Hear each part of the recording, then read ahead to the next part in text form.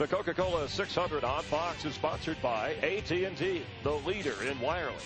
By Frost Brewed Coors Light, the world's most refreshing beer. By DirecTV, just say ride shotgun on race day with NASCAR Hot Pass only on DirecTV. And by Toyota, moving forward.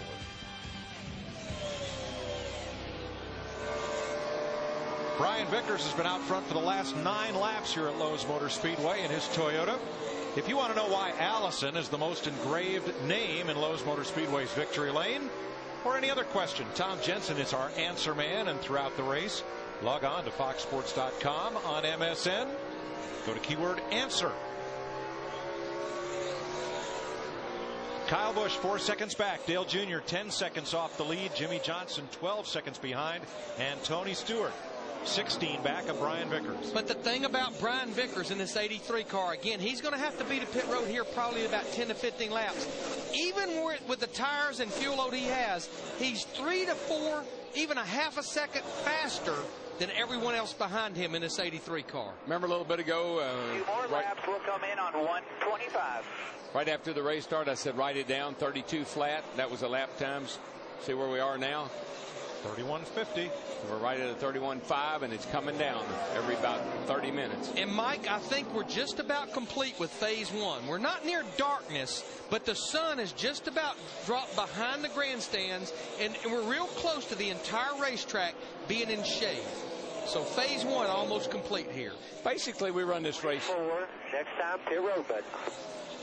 4 quarters. You know, last week it was 20 laps. We called it 4 quarters. This week, it's 100 laps, 4 quarters. Windshield's fine. Windshield's fine. Just give me a basket. That's Doug Richard, his crew chief, Brian Vickers' crew chief. Asked him about his windshield and what they're going to do on the pit stop. And he said, make it a fast one. So Vickers will nearly equal Toyota's laps led of the entire season when he comes in to make his pit stop. And he's the only Toyota driver and team to have a top 10 finish this year for Toyota. Finished 10th back at Fontana, the second race of the year. But when he hits pit road, that will complete the cycle of everyone that stayed out under that last caution. The rest of these cars, like Kyle Busch, Dale Earnhardt Jr., Jimmy Johnson, Stewart, should be able to go another 10 to 15 laps. Well, he picked a bad time to pit. He got a car right in front of him, which is going to mess him up just a little bit. Martin Truex Jr., the one. 2 tires, Brian, 2. It's Doug Richard, his crew chief. Doug Richard, who was Dale Earnhardt's crew chief when Dale won his first championship back in 1980. So I was going to say they really messed up if they pitted together in the same pit stall or near the same stall. But Krista. This is a huge run for the 83 for confidence, for exposure. They received a pep talk from crew chief Doug Richard before this stop. Brian saying his car is tight in the center, better in the shade. The call was just for a 2-tire stop. He was worried he smoked the left front. Doug Richard said, you're fine. Vickers and Truex complete their pit stops. Comes Junebug. And here comes Earnhardt, the 3rd place car. Steve? Mike, on the last stop, Dale Earnhardt Jr. took just 2 tires. On this stop, he's going to take 4. He told Tony Gibson and his crew, I really like my race car right here. So 4 tires for Dale Earnhardt Jr. He gets a tear off from the windshield. No adjustments to the Chevrolet, just 4 tires and gas for Dale Earnhardt Jr. Brian Newman is in, and so is Kevin Harvick and Jeff Burton. Newman pitted all the way down in pit stall number 1. He gets first pick of pits after winning the pole. Now, these are all scheduled stops. It's a little early for Dale Earnhardt Jr. and Ryan Newman. You see Newman in the 12. He's going to get 4 tires. Here comes Casey Kane in the 9 for his scheduled green flag stop.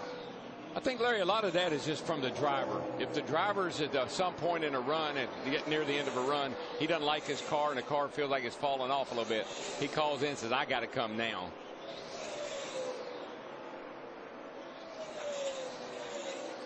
See, the 9 car is going to get 4 tires as well. And that will hand the lead to Kyle Busch, who last Saturday night dove it into turn 1. His older brother Kurt wouldn't give him a lot of room. Kyle took what he needed, and they both ended up in the fence. Yeah, he dove it in under him, and Kyle caught him. or Kurt caught him.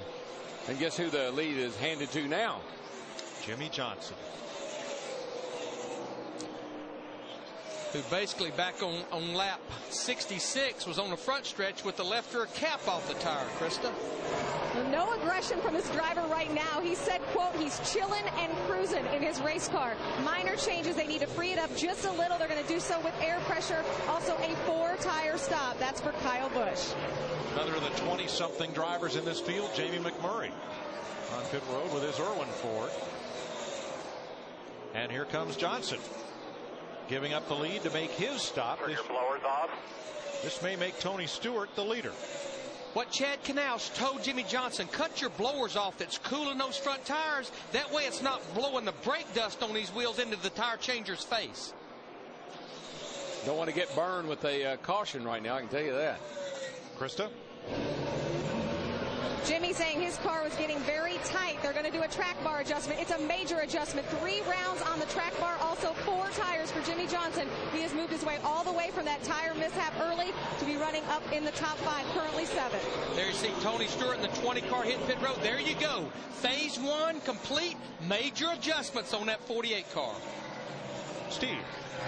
Mike, they've made a remarkable recovery since being caught up on that lap 52 wreck. Right side tires for Tony Stewart. It will be a 4-tire stop.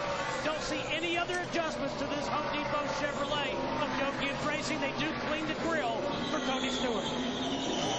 J.J. Yaley has taken the lead, and just as quickly as he does, he drops his Interstate Chevy onto pit road. Dick? Yaley had last pitted on lap 78, so this is a regularly scheduled pit stop. Mike, he could not have gone any further. He has done a nice job tonight. All 4 fenders are clean. Yaley knows he has got to take care of his equipment tonight more than any other all year long. And so far, so good. Matt. Denny Hamlin at the start of the last run to his car was just way loose, and then it progressively went to the tight side. Now they're going to reverse the change they made in their last stop. They're going up on the track bar to try to free this race car up, because now we are in so much shade as the track temperature begins to cool more and more. David Stremme has stopped. Casey Mears, Kyle Petty, and Kenny Wallace. Carl Edwards and Johnny Sauter are in as well. Here's Edwards. Guess who's leading this race? Bill Elliott, driving for the Wood Brothers in the 21 car. He made his first start in this Coca-Cola 600 before 18 drivers that he's racing against were even born. Elliott has run in 28 Coke 600s. He's never won it. Best finish of second twice, because he has the availability of the Champions Provisional. The Wood Brothers tapped him to try to get them back into the top 35 in owner points so they can receive a qualifying exemption, and then Kenny Schrader and John Wood will resume, swapping that ride back and forth. So Elliott's on pit road as Dale Jr. moves past David Reagan.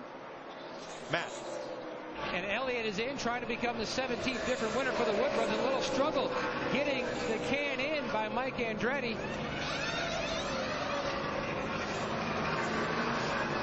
A lot of brake dust. Small air pressure change for the 21. He's away.